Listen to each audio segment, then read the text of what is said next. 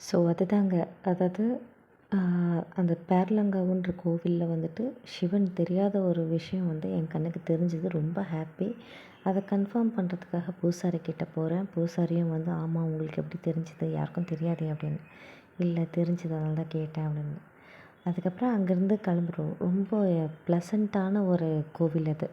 அதாவது பெரிய பராமரிப்பு இல்லை, ஆதி காலத்து கோவில். பெரிய சுற்றி காடு, நடுவில் கோவில். ஃபுல்லாக கழுகு பறந்துக்கிட்டே இருக்கும். ஸோ பராமரிப்பு அந்த அளவுக்கு பெருசாக இல்லைனாலும் அந்த இடத்துல பாசிட்டிவோ நெகட்டிவோ போனால் திருப்பி வர்றதுக்கு மனசு வராது. அந்த அளவுக்கு ஒரு அட்டாச்மெண்ட் ஆயிடுச்சு அந்த கோயிலோட. அப்போது ஃபஸ்ட்டு டே கல்யாணம் ஆன நெக்ஸ்ட் டே வந்து தளிக்கு போயிட்டு வந்த மறுநாள் வந்து வயநாடு போகிறோம். அதாவது வயநாடு எப்படின்னா என்ன சொல்கிறாங்க, நாளைக்கு வயநாடு போடலாம், நாளைக்கு நீங்கள் வயநாடு போங்க அப்படின்ச்சு அந்த பொம்பளை, இந்த ஆளோட அம்மா. நாளைக்கு நீங்கள் வயநாடு போயிட்டு வாங்க அப்படின்னா நான் நினச்சேன், சரி ஓகே, நியூலி மேரிட் இருந்தாலும் நம்மளை அனுப்புகிறாங்க போல், இப்படி தான் நான் நினச்சிட்டு இருந்தேன். மறுநாள் காலையில் பார்த்தா ஒரு அப்படியே தான் நினச்சிட்ருந்தேன், அதே மைண்ட் செட்டில் தான் இருந்தேன். மறுநாள் காலையில் பார்த்தோன்னா இனோவா வந்து இறங்குது. இனோவாவில் பார்த்திங்கன்னா ஃபுல்லாக இந்த கும்பல் எல்லாம் ஏறுது. கிட்டத்தட்ட அவங்க சித்தி பசங்க, இதுங்க, அவங்க நான் சொல்லியிருப்பேன் ஏற்கனவே ஆட்டோ ஓட்டுற ஒருத்தங்க, இதுங்க தங்கச்சி, அவங்க வீட்டுக்காரு, எல்லாம் கிட்டத்தட்ட ஒரு எனக்கு தெரிஞ்சு ஒரு 8 பேர் 10 பேர்கிட்ட போயிருப்போம். 8 பேர்கிட்ட போயிருப்போம் கோவிலுக்கு, சாரி வயநாடுக்கு. ஸோ வயநாடு அது பெருசாக வந்துட்டு ஹனிமூனு ப்ரைவசி அப்படிலாம் இல்லை. சும்மா எல்லோரும், அதுவும் ஒரு ஃபன்னாக தான் இருந்துச்சு. சரி எல்லாம் இதுக்கப்புறம் நம்ம எப்படியோ சென்னையில் வந்திருப்போம், யாரையும் பார்க்க போகிறதில்ல. அது ஒரு வேறு மாதிரி எக்ஸ்பீரியன்ஸு. முடிஞ்சு நைட் ஆகிடுச்சு, லேட் ஈவினிங் ஆகிடுச்சு. அண்ட் தேர்டு டே நாங்கள் பேர்லங்காவுன்னு சொல்லிட்டு ஒரு இடத்துக்கு போகிறோம். பேர்லங்காவு எப்படின்னா, நான் பேர்லங்கா தான் சொல்லிட்டேன்ல. இப்போ தேர்ட் டே தான் பேர்லங்காவு போகிறோம். First day Thali, second day Wayanad, 3வது நாள் வந்து பேர்லங்காவு. போயிட்டு வந்ததுக்கப்புறம் அன்றைக்கி எங்களுக்கு வந்து நைட்டு டின்னர் ஒருத்தங்களுக்கு ரெடி பண்ணுறாங்க, அவங்களோட ஃபார் ரிலேஷன் ஒருத்தங்க. நான் சொல்லியிருப்பேன் என்னோடய கல்யாணத்தில் வந்துட்டு இந்த பொண்ணோட நீங்கள் ரெடியாக தேவையில்ல அப்படி இப்படின்ன போது அவங்க சொந்தக்காரங்க அந்த தருணத்தையே வந்துட்டு அந்த ரீச் ஆனதுக்கப்புறம் மாற்றிருப்பாங்க. சிச்சி பரவாயில்ல, டைம் இருக்குது, டக்குன்னு ரெடி ஆகலாம் அப்படின்னு சொல்லிட்டு ஒரு கலகலப்பான மொமெண்ட் ஆக்குனாங்க. அந்த பர்சன் அவங்க வீட்டில் தான் எங்களுக்கு விருந்து ரெடி பண்ணுறாங்க, டின்னரு. ஸோ இதுங்களோட நெருங்கின சொந்தமோ இல்லை அப்படி இருக்கிறதுங்களாம் வந்து எதுவுமே பாதரே பண்ணல. இவங்க வந்து ஒரு 3வது மனுஷன், நல்ல well to do as well as ரொம்ப ரெஸ்பெக்ட்ஃபுல் ஃபேமிலி. இந்த இந்த பர்சன் ஆக்சுவலாக வந்து ரொம்ப ஃபார் ரிலேஷன் தான், க்ளோஸ் ரிலேஷன்லாம் இல்லை. ஏதோ ஒரு சென்டிமெண்டலுக்காக இதுங்க கூட தொத்திகிட்ருக்காங்க, அவங்க அப்பா பண்ண ஒரு சின்ன தப்புன்றனால. அப்போது என்ன ஆகுது, அவங்க வீட்டில் நம்மளுக்கு அரேஞ்ச் பண்ணுறாங்க டின்னரு, போகிறோம் வரோம். அன்றைக்கி டின்னர் அரேஞ்ச் பண்ணுற போகிறதுக்கு முன்னாடி ஒரு கான்வர்சேஷன் ஒன்று நடக்குது இவங்க வீட்டில். என்ன கான்வர்சேஷன்னா, இது வந்து கல்யாணத்தப்போ எங்கள் வீட்டு ஆளுங்க, அதாவது காரைக்குடியிலேருந்து எங்கள் அப்பா சைடு யாரோ ஒருத்தவங்க வந்துட்டு என்ன பண்ணியிருக்காங்க, என்ன அந்த நேரத்தில் பார்க்க முடியல, டைம் ஆகுது, எல்லோரும் பஸ்ஸில் கிளம்புறாங்கன்னு சொல்லிட்டு ஒரு 5000 மொய் வந்து இவங்க ஆளுங்கிட்ட கொடுத்துட்ருக்காங்க. இவங்க இந்த லேடிக்கிட்ட கொடுத்துட்ருக்காங்க. அப்போ அந்த லேடி அது வரையும் வாயே திறக்காமல் அப்படியே இருக்குது, அப்படியே வச்சுருந்துருக்கு, எதுவுமே சொல்லாமல்.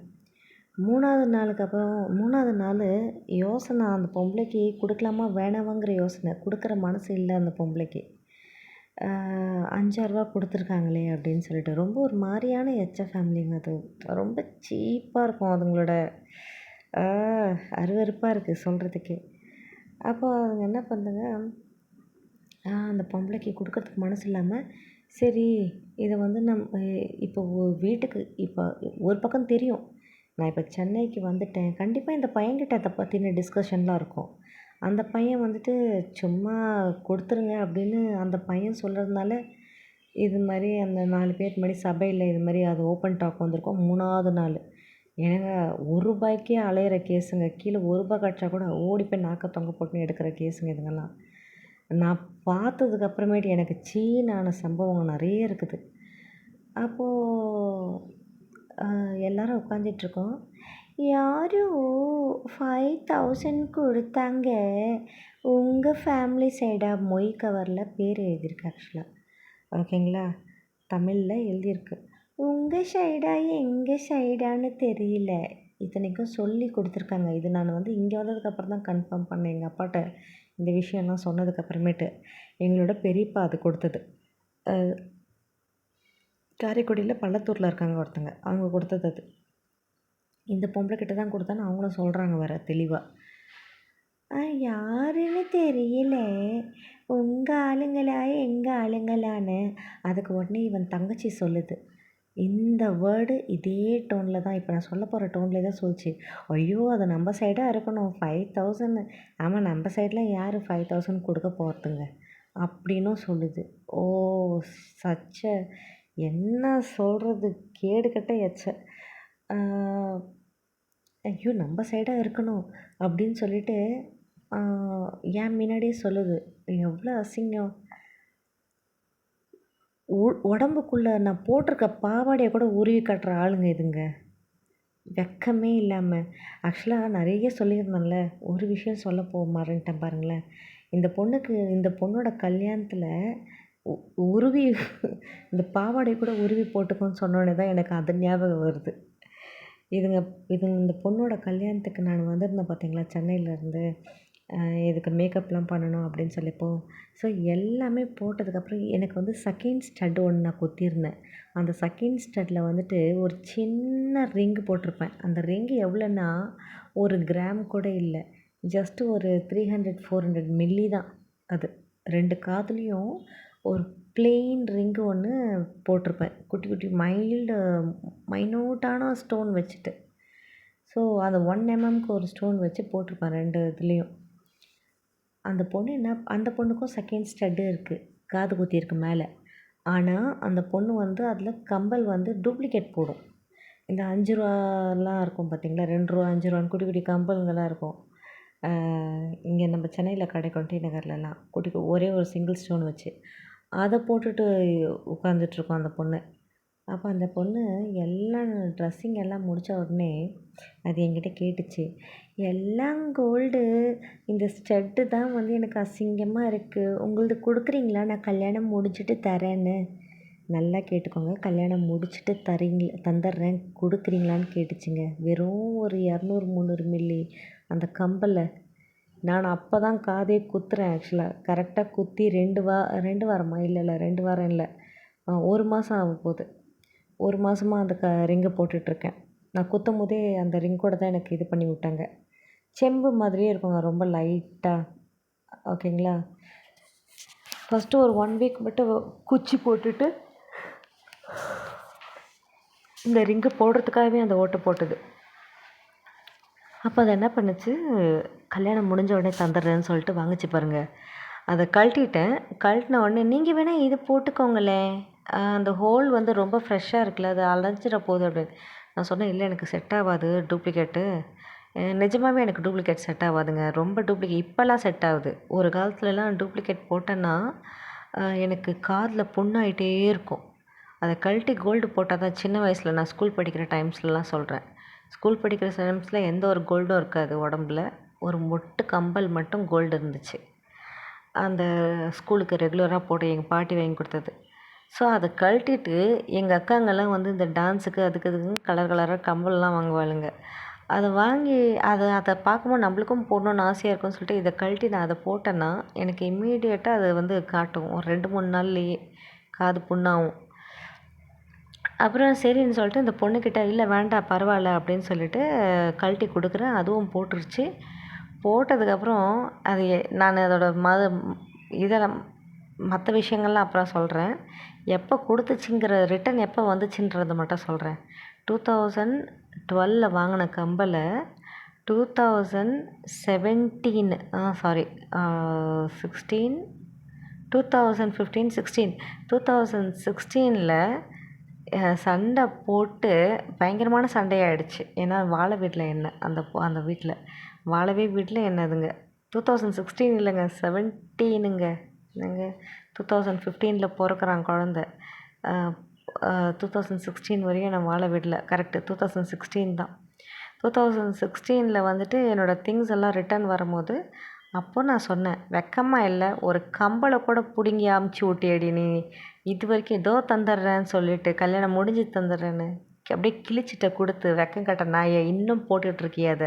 இன்னும் போட்டுட்ருக்கா. ஈவன் அவங்க வீட்ல எனக்கு ப்ராப்ளம்லாம் குடுக்கும்போது கூட, அந்த கம்பள போட்டுக்கிட்டு தான் இருந்தா அவ அந்த ரிங்க. ஆ இல்ல, இல்ல, இல்ல, இல்ல. அந்த ரிங் அது போடல. வேற ஏதோ போட்டுட்டு இருந்துச்சு. ஆனா, அது வந்து வீட்ல தான் வச்சுக்கிட்டு இருந்துச்சு. அத அப்பதாங்க குடுக்குறேன். Literally 5 years. குறைஞ்சதும் 5 இயர்ஸ் நெனைக்கிறேன். 2012, 13, 14, 15, 16 ஆமா.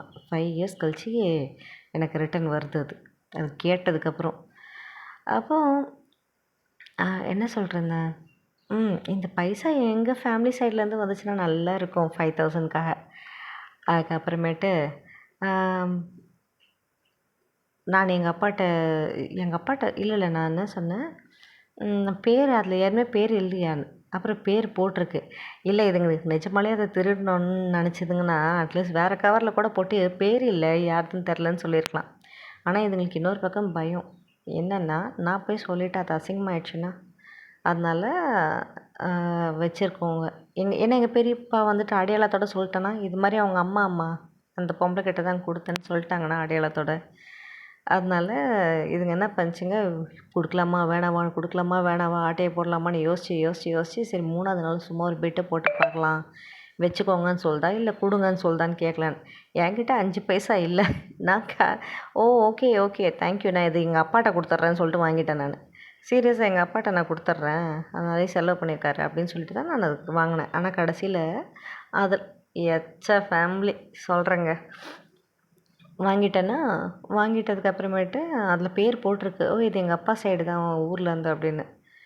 அப்போ சரி ஓகே கையில காசு இல்ல நான் யூஸ் பண்ணுறேன் அப்படின்னு சொல்லிட்டு, எங்க அப்பாட்ட குடுக்குறேன் அப்படின்னு சொல்லிட்டு நான் வச்சுக்கிட்டேன். ஆனா 3வது நாளா இது? ஆமா. 4வது நாளு நாங்க விடியகாத்தால அதாவது இல்ல, இல்ல, இல்ல, இல்ல. Very sorry. ஃபர்ஸ்ட்டு நாள் தாலி, 2ண்ட் நாள் பேர்லங்கா கோயிலு, 3வது நாள் தான் வந்துட்டு வயநாடு போறோம்னு நெனைக்கிறேன். 2வது நாள் வந்து அ வ பேரலங்கா போயிட்டு வந்த அன்னைக்கு தான் டின்னரு. 3வது நாள் வயநாடு. வயநாடு போயிட்டு வந்த மறுநாள் வந்துட்டு விடியகாத்தால எனக்கு வந்து ஃபோன் வருது. என்னன்னு பார்த்தீங்கன்னா, 4ஆந்தேதி நவம்பர் 4ஆந்தேதி ஃபோன் வருது. இது மாரி உங்க அச்சா இறந்துட்டாரு அப்படின்னு. அதாவது எங்க சித்தப்பா எனக்கு ரொம்ப பிடிக்கும் சொல்லியிருந்தேன்ல, பைபாஸ் பண்ணவரு இறந்துட்டாரு. சரி என்ன பண்ணுறது? உடனே போய் ஆகணும். நான் சொல்கிறேன் அப்புறம். இதுதான் இதனால தான் அவர ரொம்ப பிடிக்கும் அப்படின்னு. நான் சின்ன வயசில் சொன்னது. எதார்த்தமா சொன்னேன். நான் கல்யாணம் பண்ணா ஒரு மலையாளிய தான் கல்யாணம் பண்ணுவேன். ஏன்னா வந்துட்டு இவரோட கேரக்டர் எனக்கு ரொம்ப பிடிக்குமா, இவர் வே ஆஃப் கேரிங் ஃபேமிலி, அவங்க கிட்ஸுங்க இதெல்லாம் பார்க்கும்போது பயங்கர தாராள மனசுங்க. அப் யாருக்காவது பசின்னு வந்து நின்னா, இவர வந்து பார்த்தா போதும். அவருக்கு இருக்கோ இல்லையோ கொடுத்துருவாருங்க. அந்த மாதிரி கேரக்டர். பொறாமையா இருக்கும் அவர பார்த்தா. ஸோ அந்த அளவுக்கு ரொம்ப பிடிக்கும் அவர. அதனால எதார்த்தமா ஒரு வார்த்தை தான் நான் வந்து எல்லார்கிட்டயும் சொல்லிட்டுருப்பேன். நான் வந்து மலையாளிய தான் கல்யாணம் பண்ணுவேன். நான் என்ன நெனச்சேன், எல்லாம் இப்படி தான் இருப்பாங்க அப்படின்னு நெனச்சேன். ஆனா மலையாளி அந்த காலத்திலேயே சொல்லுவாங்க, மலையாளத்தனம் மட்டும் நம்புனா நம்பலாம், யார வேணா நம்பலாம், மலையாளத்தனம் நம்பலாம், கல்லன நம்பலாலும் நம்பலாம், குள்ளன நம்பக்கூடாது. இந்த மாரி டயலாக்லாம் இருக்கும்ல. ஸோ மலையாளத்தானுங்க எங்க வீட்ல வந்த கேரக்டர் ரொம்ப ஜென்யூனு நல்ல கேரக்டர். ஆனா எல்லாருமே அப்படி தான் இருப்பாங்கன்னா, எல்லாருமே அப்படிலாம் இருக்க மாட்டாங்க. சில கேடுகெட்ட தறுதலைங்க மட்டும் தான் இது மாரிலாம் இருக்குதுங்க. என்ன பண்ணுறது? அலைஞ்சாங் கேஸா இருக்குதுங்க. பணம், பணம், பணம், பணம், பணம், பணம் மட்டும் தான். ஏன் கேட்குறீங்க? யாராவது பணம் குடுக்குறேன் உன் ஒய்ஃபை விட்றா ஒரு நாளைக்குன்னா கூட அமுச்சு விட்ருவாங்க இவன். இல்லாட்டி அதுக்கான சந்தர்ப்பத்தை ஏதாவது ஒண்ணு பண்ணி விடுவான் இவனே. அந்த மாதிரி ஒரு சீப் எச்ச. சிம்பிளா சொல்லணும்னா. அப்ப என்ன ஆகுது, இந்த ஆளு ம் சித்தப்பா எங்க அக்கா வந்து ஃபோன் பண்றா, இது மாரி இறந்துட்டாரு அப்படின்னு சொல்லிட்டு. நாங்க உடனே போனோம். எப்படி போறது? இந்த பொம்பள என்ன பண்ணுச்சு, நாங்க வந்துட்டு இது மாரி பேசிட்டுருக்கோம். இப்படி போய் அப்படி போயிடலாம். கோயம்புத்தூர் போயிட்டு போயிடலாம். சீக்கிரம் போயிடலாம். இன்னைக்குள்ள போயிடலாம் அப்படின்லாம் யோசிச்சுட்ருக்கோம். அப்போ இந்த பொம்பள திடீர்னு எந்திரிச்சு மெதுவா போகுது சோஃபாலேருந்து. எந்திரிச்சு போயிட்டு வேக்குன்னு ஒரு சவுண்டு. பயங்கரமான சவுண்டுங்க. அந்த சவுண்டு. ஐயய்யோ! எல்லாம் எல்லாம் எல்லாம் ஓடுதுங்க. என்னாச்சு? என்னாச்சு? என்னாச்சுன்னு. இந்த பையன் மூஞ்சிலயும், அந்த பொண்ணு மூஞ்சிலயும் ரியாக்ஷனே தெரில. எனக்கு படபடப்பாகுது. ஐயோ! என்னாச்சு அப்படிங்கிறேன். அவங்க பெரியம்மா என்ன சவுண்ட் அது அப்படிங்கிறாங்க. ஆ, இந்த பொண்ணும் இந்த பையனும் வந்து அமைதியாக இருக்குங்க. ஸோ இதுங்களுக்கு வந்து ஆரம்பத்துலேருந்தே தெரியும். இதுங்க சின்ன வயசுலேருந்தே அந்த பொம்பளை கிட்ட அம்மான்ற ஒரு உறவில் வளர்ந்துட்டு இருக்கிறதுனால இதுங்களுக்கு வந்து தெரியுது போல் எங்கள் அம்மா வந்து ஒரு நாடக மேடைன்னு. அதனால பெருசா ரியாக்ஷனே குடுக்கல. ஏன் இன்ஃபேக்ட் அந்த பொண்ணும் சொல்லியிருக்கா, அந்த பையனும் இந்த ஆளும் சொல்லியிருக்கான்.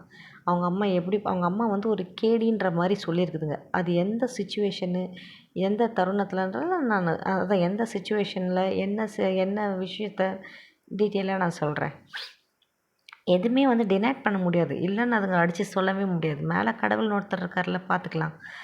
அப்ப என்ன ஆகுது, சத்தம் கேட்ட உடனே நானும் எந்திரிச்சு போறேன். என்னாச்சுன்னா, கஷ்டப்பட்டு எச்சைய துப்புதுங்க. கஷ்டப்பட்டு எச்சைய துப்பிட்டு சவுண்டு தான் பயங்கரமா அதுவும் தப தப தபன்னு வாந்தியே ஊத்துற மாதிரி.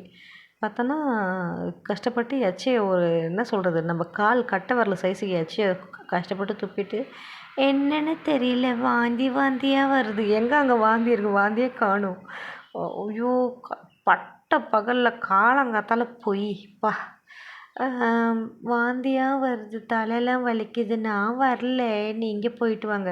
உன்னை கூப்பிடவே இல்லையே, எதுக்கு இது தேவையில்லாம வாலண்டியராக வேக வேகமாக இந்த சீன் கிரியேட் பண்ணிச்சுன்னே எனக்கு ஒன்றுமே புரியலங்க. அதை கூப்பிடவே இல்லைங்க. அதுக்கு வந்து என்னென்னா, எங்கே கூப்பிட்ற போகிறாங்களோ அப்படின்ற ஒரு இதில் முன்னாடியே ஒரு பிட்டை போட்டுடலாம், இந்த மாதிரி ஒரு சீன் கிரியேட் பண்ணலான்னு சொல்லிட்டு கடவுளுக்கு தெரியும். அது ஒரு பெரிய நாடகம் அந்த பொம்பளை அன்னைக்கு நடத்துனதுன்னு கடவுளுக்கு தெரியும். அந்த பொம்பளையோட மனசாட்சிக்கு தெரியும். அப்போது நான் சரி சரி நீங்கள் ரெஸ்ட் எடுங்க, ஒன்றும் பிரச்சனை இல்லைன்னு இப்படி தான் நான் சொன்னேன். சரி சரி நீங்கள் ரெஸ்ட் எடுங்க, ஒன்றும் பிரச்சனை இல்லை, நாங்கள் தான் போகிறோம் அப்படின்னு. உடனே இந்த ஆள் வராரு. இந்த ஆள் நானும் வரேன், நானும் இவன் பையன் 3 பேரும் போகலாம் அப்படின்னு. ஐயோ இந்த ஆளான்ற மாதிரி இருந்துச்சு. அந்த ஆள் வந்துட்டு என்ன சொல்கிறது, அதான் சொல்லியிருக்கேன்ல, ஓவராக பேசுவார், பில்டப் ஜாஸ்தியாக இருக்கும். ஆனால் 5 பைசாவுக்கு பிரயோஜனம் இல்லை. நம்ம அடுத்த வேளை கையில் காசை பிடிச்சி கொடுத்துட்டு வந்தால் தான் சாப்பாடு அங்கே. அந்த மாதிரியான ஆள் அது. பேசுகிறது மட்டும் அப்படியே டாட்டா பிர்லா ரேஞ்சுக்கு பேசுவான், கடுப்பாகும். சரி என்ன பண்ணுறது, போகலாம். வரேன்னு சொல்லும்போது வர வேண்டாம்னு சொல்ல முடியாது. அப்புறம் கிளம்புறோம். ஒரு 1½ ஹவர்ஸில் கிளம்பிட்டு எங்கே போகிறோம், நான் கோயம்புத்தூர். கோயம்புத்தூரில் போயிட்டு இங்கேருந்து சென்னையிலேருந்து சாரி கோழிக்கோட்லேருந்து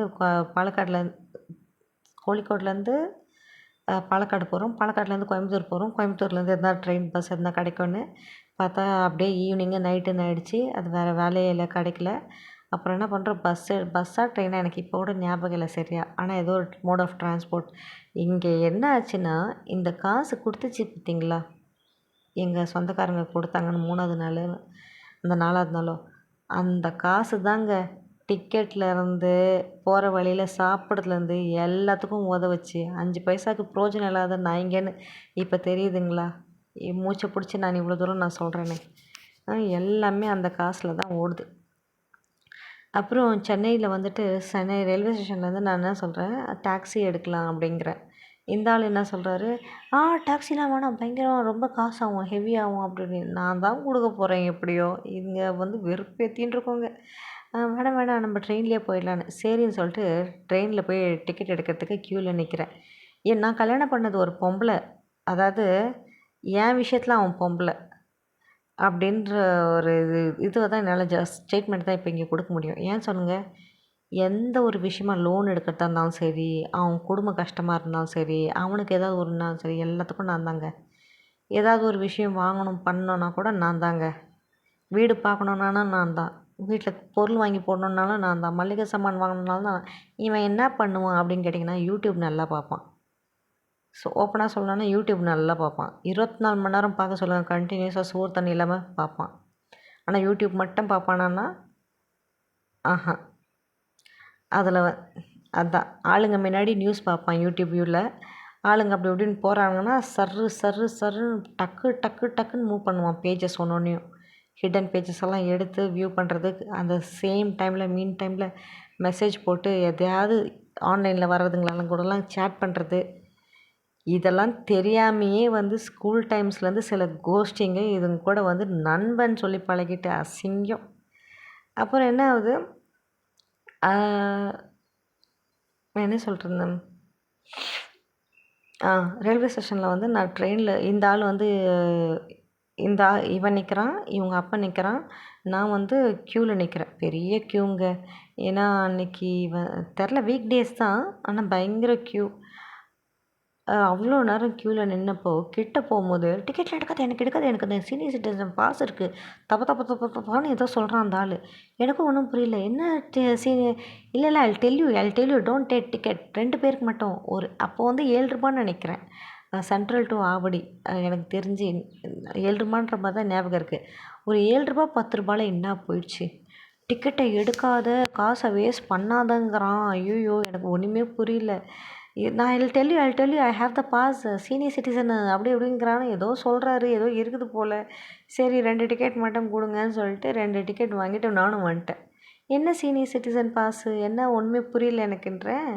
இல்லை இல்லை, எனக்கு வந்து ஃப்ரீ தான் ட்ரெயினில், நான் டிக்கெட்லாம் வாங்க மாட்டேன் எப்போவுமே அப்படி இப்படிங்கிறாரு. டிக்கெட் வாங்க மாட்டீங்களா அப்படின்னா, ரயில்வே எம்ப்ளாய்க்கு மட்டும் தான் ஃப்ரீ அப்படின்றேன். இல்லை இல்லை, எனக்கு சீனியர் சிட்டிசன் தனி நம்ம பாஸ் எடுத்து வச்சுருக்கோம் அப்படி இப்படிங்கிறாரு. நானும் எல்லாம் உண்மையை நினச்சிக்கிட்டு ட்ரெயினும் ஏறிட்டோம். ட்ரெயின் ஏறி ஆவடியில் இறங்குனா, கடவுள் ஒரு ஒரு இடத்துலையும் எனக்கு காமிச்சு கொடுத்துக்கிட்டே இருப்பாருங்க. ஆவடியில் இறங்குனா டிடிஆர் நிற்பாரா.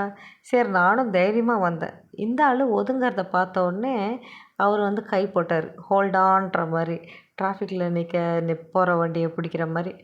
நான் என்னடா அது, ஐயோ சரி ஏதோ சொல்கிறாரே வச்சுருப்பாரு அப்படின்னு நான் நினச்சா, இல்லை அது வீட்டில் இருக்குது.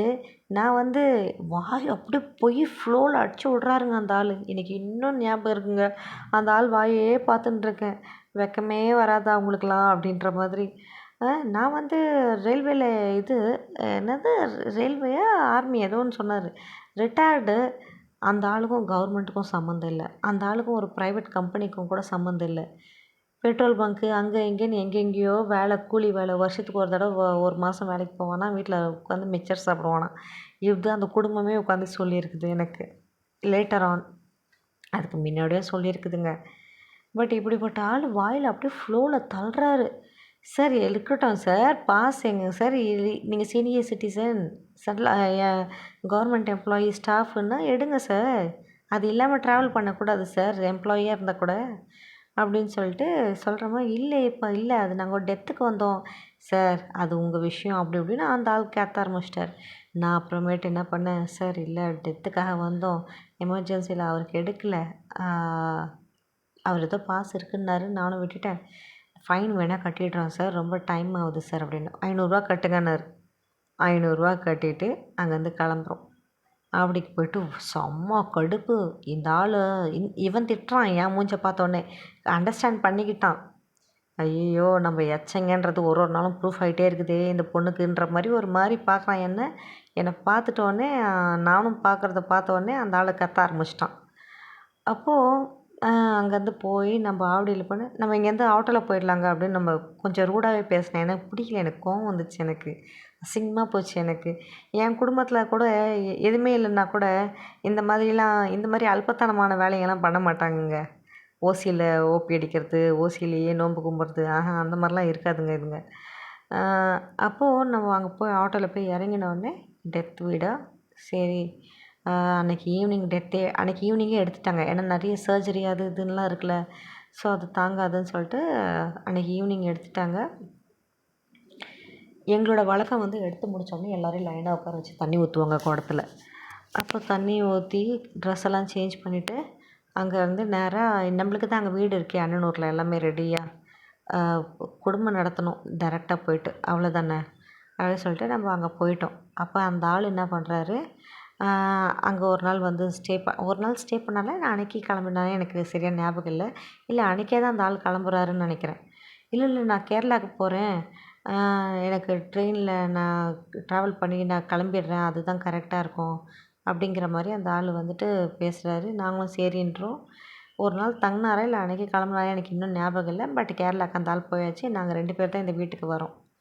ஸோ இந்த வீட்டுக்கு வந்ததுக்கப்புறமேட்டு ஃபைன், நம்ம வந்து இம்மீடியட்டாக நம்மளால் அந்த எதுலேயுமே ஈடுபட முடியாது. ஏன்னா ஒரு டெத்து வீட்டிலேருந்து வரோம். அதுவே மைண்டு ஃபுல்லாக பிளாக் ஆகி நிற்கிது. அது அவரை பற்றிலாம் பேசுகிறோம், பண்ணுறோம். சரி ஃபர்தராக நம்ம எப்படி இதை ரன் பண்ண போகிறோம் அப்படின்னு சொல்லிட்டு இது மாதிரி விஷயங்கள்லாம் பேசுகிறோம். கொஞ்சம் சில ஹாப்பி மூமெண்ட்ஸ் எல்லாம் இருக்குது. வெரி நெக்ஸ்ட் டே நான் வந்து ஆஃபீஸ்க்கு கிளம்புறேன். அன்றைக்கி வந்து ஃப்ரைடே ஆக்சுவலாக. நான் வந்து என்ன சொல்கிறேன், வெரி நெக்ஸ்ட் டேங்க அந்த ஆள்கிட்ட சொல்கிறேன், ஏய் இன்றைக்கி ஃப்ரைடே தானே, நான் வந்து வேலைக்கு போயிடுறேன். ஏன்னா அவன் வந்து சேலரி கவுண்ட் ஆகிடும். ஆல்ரெடி வந்து எனக்கு இவ்வளோ தான் லீவ் கொடுத்தாங்க. நம்ம அந்த லீவு எக்ஸ்ட்ராவும் ஒரு நாள் ஆயிடுச்சு. போனோன்னா சேலரி கட் ஆகாது, இஎம்ஐலாம் இருக்குது அப்படிங்கிறேன். அந்த ஆளும் சரிங்கிறான். அப்போ சரின்னு சொல்லிட்டு இன்னொன்று தெரியுங்களாங்க, என் கல்யாணம் ஆனப்போ அந்த ஆள் வந்துட்டு காக்னிசன்ட்டில் ஒர்க் பண்ணிட்டு இருந்தால வித்தின் கொஞ்சம் டேஸ்லேயே வந்து காக்னிசன்ட்டை விட்டுட்டாங்க. நான் என்ன சொல்கிறேன், சரின்னு சொல்லிட்டு இவனுக்கு வந்து லீவ் இருக்குது, 10 டேஸ் லீவ் கொடுத்துட்டாங்க காக்னிசன்ட்டில். அப்போது ஆஃபீஸ்க்கு போனோம்னா, "என்ன அதுக்குள்ளே ஆஃபீஸில் வேலைக்கு வந்துட்ட, கல்யாணம் ஆகி 4 நாள் தான் ஆகுது" அப்படின்னு. இல்லை இது மாதிரி டெத் ஆகிடுச்சு 4th டே போயிட்டு, சரி வீட்டுக்கு வந்தோம். சரி இஎம்ஐ அது இதெல்லாம் நிறைய இருக்குது, அதனால் எதுக்கு மிஸ் பண்ணணும், அதனால தான் வந்துட்டேன் அப்படிங்கிற மாதிரி இருக்கேன். ஸோ அந்த ஃப்ரைடே அன்னைக்கு, அதாவது நான் ஃப்ரைடே ஆஃபீஸ்க்கு கிளம்புறேன் நைட் ஷிஃப்ட்டு. இவன் வந்து வீட்டில் இருக்கான். நான் வீட்டில் இருப்பான்னு தான் நினச்சிட்ருக்கேன். எனக்கு நான் ஆஃபீஸ் போயிட்டு பிரேக்கில் கால் பண்ணுறேன். ஏய் பசங்கள்லாம் பயங்கர கம்பல் பண்ணுறாங்க. பள்ளிக்கரணையில் ஒரு பையன் இருக்கான், ஓகேங்களா, இவனோட ஃப்ரெண்டு. அந்த பையன் அங்கே வீடு கட்டியிருக்கான். அப்போது அவன் வந்து, மச்சி நீ கல்யாணம் ஆயிடுச்சு, புது கல்யாணம், வா ட்ரீட்டு கொடு அப்படின்னு அந்த பையன் கூப்பிட்டானான். பொண்டாட்டி வேலைக்கு போயிருக்குன்னு தெரிஞ்ச உடனே. இதெல்லாம் வந்துட்டு அவனுங்கள நேரில் நிற்க வச்சா தான், கேட்டால் தான் அதெல்லாம் வந்துட்டு அக்யூரேட் உண்மை தெரியும். அவனுங்களுக்கும் இவனை பற்றி புரிய வரும். அட பாவி, நான் இது மாதிரிலாம் சொல்லியேடா, நீ எப்படா சொன்ன, நான் எப்படா சொன்னேன்னு சொல்லி வச்சுருக்கேன்றது இவனையும் நேரில் நிற்க வச்சு தான் சொல்ல முடியும். ஸோ அப்போ என்ன சொல்கிறான், ஏய் பயங்கரமாக கம்பல் பண்ணுறானுங்க பசங்க, ட்ரீட் கொடுமாச்சு அப்படி இப்படின்னு. இவன் தாங்க ஓசி ட்ரீட்டுக்காக போவான், இவனுக்குலாம் ட்ரீட்டே கொடுக்க மாட்டான் பொண்ணுங்களுக்கு தவிர்த்து. பசங்களுக்கெல்லாம் செலவே பண்ண மாட்டான். அதுவும் இவனுக்கு பிடிச்சா மட்டுமே தான், ஒரு பொண்ணை பிடிச்சா மட்டுமே தான் கண்ணை மூடி அடுத்த வேளை சோற்றுக்கு வழி இருக்கோ இல்லையோ அந்த பொண்ணுக்கு வந்து எக்ஸ்ட்ரீமாக ஏதாவது ஒன்று கொடுத்து அதை கவர் பண்ணணுன்னு யோசிப்பான், ஓகேங்களா. அந்த மாதிரியான கேஸ் இந்த ஆள் கூட வாழ்ந்து வாழ்ந்து நான் அனுபவிச்சது. அப்போது அந்த பையன் வந்து கூப்பிட்றான் அப்படின்னு சொல்லிட்டு இவன் கிளம்புறான். அப்போ நான் என்ன சொல்கிறேன், கல்யாணம் ஆகி ஒரு நாள் தான் ஆகுது, நீ அங்கே போகணுமா, இல்லை அவங்க வீட்லேயே அவங்க ஃபேமிலி மெம்பர்ஸ்லாம் இருப்பாங்கல்ல, அதுங்க வந்து அசிங்கமாக கேட்காதுங்க, ஏன்டா இப்படி பண்ணுறீங்க, அசிங்கமாக அங்கே போய் சரக்கு அடிக்கிறதுக்காக போகிறானுங்க. அப்புறமேட்டு திருப்பி ஏர்லி மார்னிங் எனக்கு கால் பண்ணுறான், என்ன பண்ணுற அப்படின்னு. ஷிஃப்ட்டில் தான் இருக்கேன், தூக்கமாக வருது வேறு அப்படின்னு. அப்போ என்ன சொல்கிறான், சரி நான் காலங்காத்தால சாவி வந்து அங்கே தான் இருக்குது, நான் வந்துடுறேன். ஆக்சுவலாக வந்துட்டு பூட்டிட்டு சாவியை வந்து ஷூவில் அது மாதிரி வச்சுட்டு போயிடுவான். நான் வந்துடுறேன், நீ போகிறதுக்குள்ளே, இல்லாட்டி கொஞ்சம் லேட் ஆகும் அப்படிங்கிறான். சரி ஓகேங்கிறேன். மார்னிங் 5:30 ஷிஃப்ட்டு முடியுது. நான் என்ன பண்ணுறேன், கேபில் வேண்டாம், டைரெக்டாக திருவான்மியூர் ஏன்னா இவன் வரேன்னு சொன்னானே, அதனால நான் கேப் வேண்டான்ட்டேன்.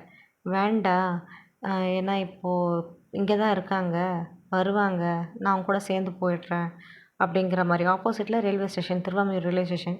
ஃபோன் பண்ணால் இவன் வந்து மார்னிங் ஃபோன் பண்ணு, ஒன்றா போயிடலான்னு சொன்ன மாதிரி தான் எனக்கு ஞாபகம். ஃபோன் கான்வர்சேஷனில் இருக்கும் எல்லாமே ரெக்கார்டிங்கில், அப்படின்னு தான் ஞாபகம். நானும் கேப் வேண்டான்ட்டேன். அதுக்கப்புறம் ஃபோன் பண்ணால் இவன் எடுக்கலை. ரயில்வே ஸ்டேஷன் மேலே போய் உட்காந்துட்டேன். மேலே போய் உட்காந்துட்டு ஃபோன் பண்ணால் இவன் எடுக்கலை. டிக்கெட் வாங்கி நான் நேராக கிளம்ப ஆரம்பிச்சிட்டேன். ஃபோன் பண்ணுறேன், ஃபோன் எடுக்கிறான். எங்கே இருக்கேன்னா, நான் சேப்பாட் கிட்டே ட்ராவல் பண்ணிகிட்ருக்கேன் ட்ரெயினில். அப்போது எங்கே இருக்க, ட்ரிபிள் கேன்லாம் தாண்டி எங்கே இருக்கேன்னா, இது மாதிரி ட்ரெயினில் நான் போயிட்டுருக்கேன். எவ்வளோ நேரம் உனக்கு ஃபோன் பண்ணுறது, நான் வெயிட் பண்ணிட்டுருக்கேன், நீ வருவேன், நான் தூங்கி போயிட்டேன், சாரி, இதை கிளம்புறேன் அப்படின்னா. அதுக்கப்புறமேட்டு எனக்கு செம்ம கோவம், நல்லா திட்டி விட்டேன். உனக்கு கொஞ்சம் கூட வெக்கன்றதே இல்லை, உன்னை நம்பி நான் கல்யாணம் ஆகி ஒரு நாள் தான் உன் கூட ஃபஸ்ட் நாள் வாழ போகிறேனே, ஃபஸ்ட்டு நாளே இதுதான். இப்படி இவ்வளோ சீப்பாக யாருக்காவது தோணுமா? இதே நீ வேறு யாராவது கல்யாணம் பண்ணியிருந்தானா இந்த மாதிரி பிஹேவ் பண்ணியிருப்பியா? உன்னை அந்த மாமியார் வீட்டிலே துரத்தி விட்டுருக்க மாட்டாங்க. என்னடா இப்படி ஒரு தப்பு பண்ணிட்டமேன்னு நல்லா கேட்குறேங்க. எனக்கு எக்ஸாக்டாக என்ன கேட்டேன்னு தெரில, ஆனால் பயங்கர திட்டு நல்லா கேட்டேன் நான். எனக்கு பிடிக்கல. அப்போது செத்துடணும் போல் இருக்குது அப்படின்னு நான் சொல்கிறேன், அந்த வார்த்தையை விடுறேன். அதுவும் எனக்கு ஞாபகம் இருக்குது. எனக்கு வர அர்த்தத்துக்கு நான் நான் ஆரம்பத்துலேருந்தே சொன்னேன், உன்னை கல்யாணம் பண்ண மாட்டேன். எனக்கு எல்லாம் தப்பு தப்பாக தெரியுது, தப்பு தப்பாக தெரியுதுன்னு. கல்யாணம் 4வது நாளே வந்து எனக்கு எல்லாம் நெகட்டிவாக போகுது அப்படின்னு சொல்லிட்டு, உன்னோட கேரக்டர் சுத்தமாக தெரியல. எனக்கு டவுட் வந்த கேரக்டரெல்லாம் வெளியிடுற மாதிரி இருக்குது அப்படின்னு நல்லா கேட்குறேன். அவன் வந்து நான் சொல்கிறேன், மரியாதையாக இப்போ நீ கிளம்பி தயவுசெய்து நீ வா. இது மாதிரிலாம் இருக்காத. எனக்கு பிடிக்கல. ஒழுங்காக பிஹேவ் மாற்றிக்க உன்னை நீயே. ஒரு நார்மல் மனுஷனாக மாற்றிக்கோ. நீ இப்போ ஒரு மேரீடு மொட்டை பையனுங்க இல்லை நீ இல்லை இன்னும் நல்லா கேட்டு விட்டேன். அப்போது வர அர்த்தத்துக்கு எந்த குதிச்சிடணும் போல இருக்கு எனக்கு எனக்கு அப்படின்னு சொன்னோன்னே, குலைக்கிற நாய்ங்களாம் கடிக்காதுன்ற வார்த்தையை விட்டாங்க அந்த கான்வர்சேஷனில். அது அந்த தருணம் எனக்கு இப்போ கூட எனக்கு ஞாபகம் இருக்குது. ஃபோனை கட் பண்ணிவிட்டு அந்த மொமெண்ட் எப்படி இருந்துச்சுன்னா, ட்ரெயின் ஸ்பீடாக போகுது பார்த்தீங்களா, ட்ராக்கில் விழுந்துடணுன்னே தோணுதுங்க. அழுதுகிட்டே விழுந்துடலாமா, கண்ணை மூடி விழுந்துடலாமா விழுந்துடலாமா, ஒரு நாள் ஒரு வாரம் தானே ஆயிருக்கு கல்யாணம் ஆகி, இப்பயே போயிட்டோம், இதுக்கு மேலே போனால் ரொம்ப கஷ்டமாக இருக்கும், விழுந்துடலாமா விழுந்துடலாமான்னு இதே தான் தோணுது எனக்கு. அழுத படிக்கே ட்ரெயின் காலியாக இருக்குது. நான் அது மாதிரி அந்த இடத்துல நின்று அழுவுறத வந்து யாருன்னா பார்த்தாங்கன்னா என்னை திட்டியிருப்பாங்க. ட்ரெயின் காலி, யாருமே இல்லை ட்ரெயினில். பீச் ஸ்டேஷன் போகிற ட்ரெயினு. எனக்கு அப்படியே தோணிக்கிட்டே இருக்குது. ஆனால் எனக்கு பயமும் கூட இன்னொரு பக்கம். அழுதபடியாக போகிறேன். அவங்ககிட்ட அடுத்தபடி ஃபோன் கால் பண்ணல, சுவிட்ச் ஆஃப் பண்ணி வச்சுட்டேன். வீட்டுக்கு வந்தேன். வீட்டுக்கு வந்த உடனே வாங்கி ஆசை ஆசையாக வாங்கி வச்சது எல்லாத்தையும் உடச்சிட்டேன், கிளாஸு. ஏன்னா அவன் சொன்ன அந்த வார்த்தை எனக்கு ரொம்ப ஹர்ட் ஆயிடுச்சு.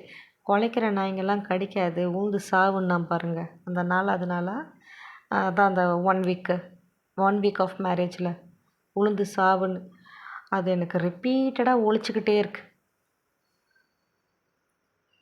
எதுக்கு கல்யாணம் பண்ணேன், ஏன் கல்யாணம் பண்ணேன், எப்படி கல்யாணம் பண்ணேன். அவன் புள்ள போட்ட பனியன் சட்டி வரைக்கும் என்னோடய காசுங்க.